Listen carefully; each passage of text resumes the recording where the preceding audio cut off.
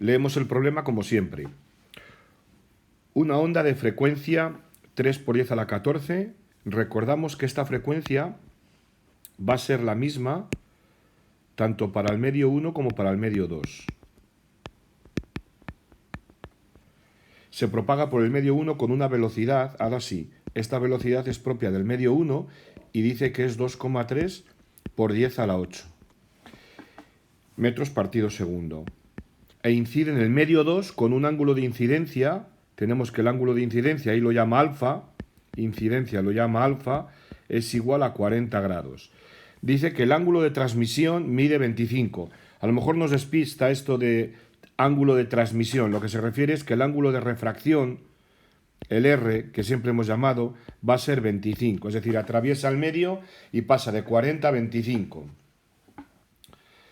Calcule la velocidad de propagación en el medio 2. Está preguntando por la velocidad en el medio 2 y las longitudes de onda en los dos medios. Y preguntan por lambda 1 y preguntan por lambda 2. Vale, pues empezamos. Lo tenemos muy fácil porque sabemos que la velocidad es lambda por f. Si me refiero al medio 1, tendré que v1 va a ser igual a lambda 1 por su frecuencia que no varía. De aquí ya puedo sacar lambda 1 porque tengo todo. v1 entre f. Y de aquí ya sale 2,3 por 10 a la 8 entre la frecuencia 3 por 10 a la 14 y esto da lambda 1 igual a 6,7 por 10 a la menos 7 metros. Ya tenemos lambda 1.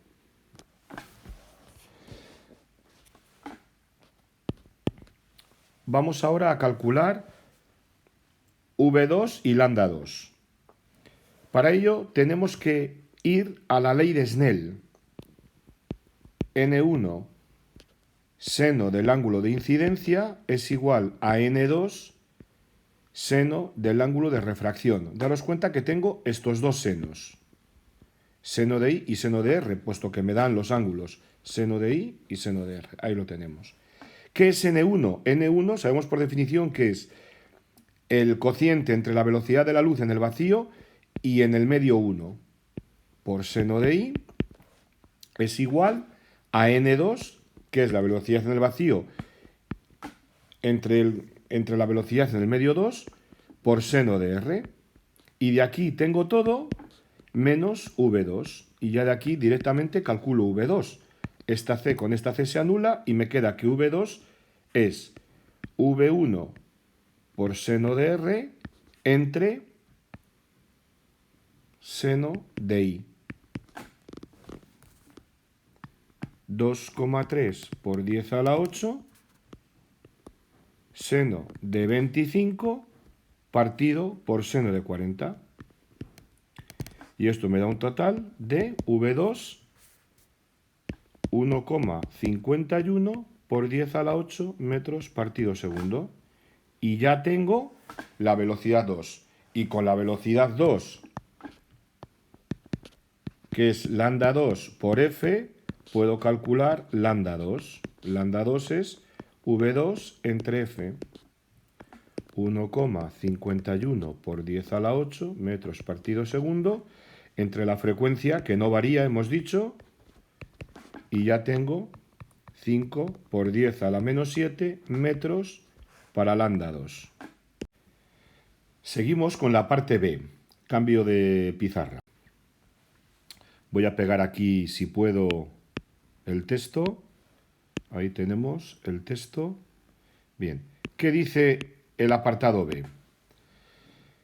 Que calculemos el ángulo de reflexión total, θ, para estos dos medios y explique lo que ocurre si en el enunciado anterior se cumple que alfa es igual a θ. Bueno, lo que está pidiendo es que calculemos el ángulo de reflexión total, lo llama θ, nosotros lo hemos habitualmente lo hemos llamado L, ángulo de reflexión total, el ángulo límite, para estos dos medios. Claro, tenemos que saber muy bien de qué medio a qué medio tiene que ir la luz para que se produzca la reflexión total. Como ya sabemos, tiene que ir siempre de un medio hacia un índice de refracción menor. Es decir, en este caso vamos del medio 2 al medio 1 para que se produzca la reflexión total. ¿Por qué digo esto? Pues porque el ángulo de incidencia, que es en el medio 1, tiene un ángulo de 40 grados y en el medio 2, que es el de refracción, tiene un ángulo de 25 grados, hemos visto antes, ¿no? Vale, pues significa que tenemos que ir del 1 al 2, perdón, en este caso tenemos que ir del 2 al 1 para que se produzca la reflexión total hacia un índice menor. Es decir, que el N1 tiene que ser menor que el N2. Para hacer este problema tenemos que saber cuánto valen los índices N1 y N2. Y se puede calcular muy fácilmente. N1 sabemos que es el cociente, lo hemos dicho varias veces, entre la velocidad de la luz en el vacío y en el medio 1. Y yo tengo estos datos. 3 por 10 a la 8 es en el vacío y tengo el valor de V1 que me lo daban en el ejercicio. 2,3 por 10 a la 8. Y resulta que este tiene un índice de refracción de 1,3, el N1. Pero el N2 ocurre lo mismo. Puedo calcularlo como C entre V2. 3 por 10 a la 8 y la velocidad 2 que habíamos calculado antes, 1,51 por 10 a la 8.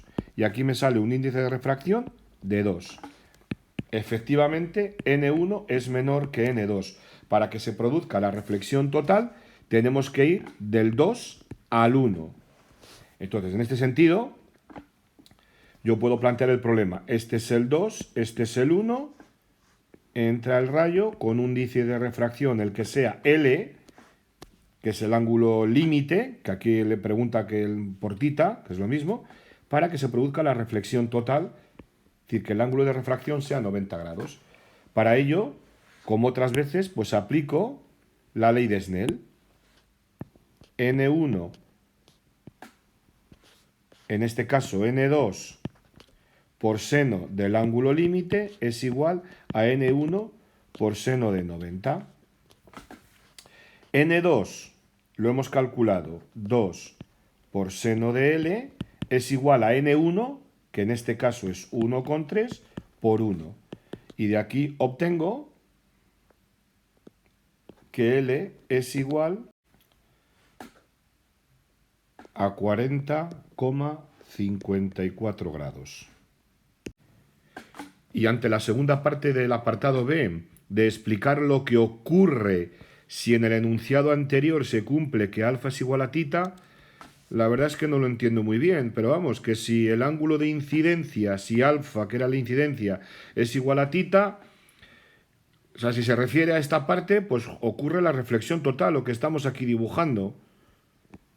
Si es un poco mayor, ya ocurriría la reflexión, ya no saldría rayo. Si se refiere al apartado A, que tampoco está claro, pues habría que hacer una ley de Snell y calcular el ángulo de refracción.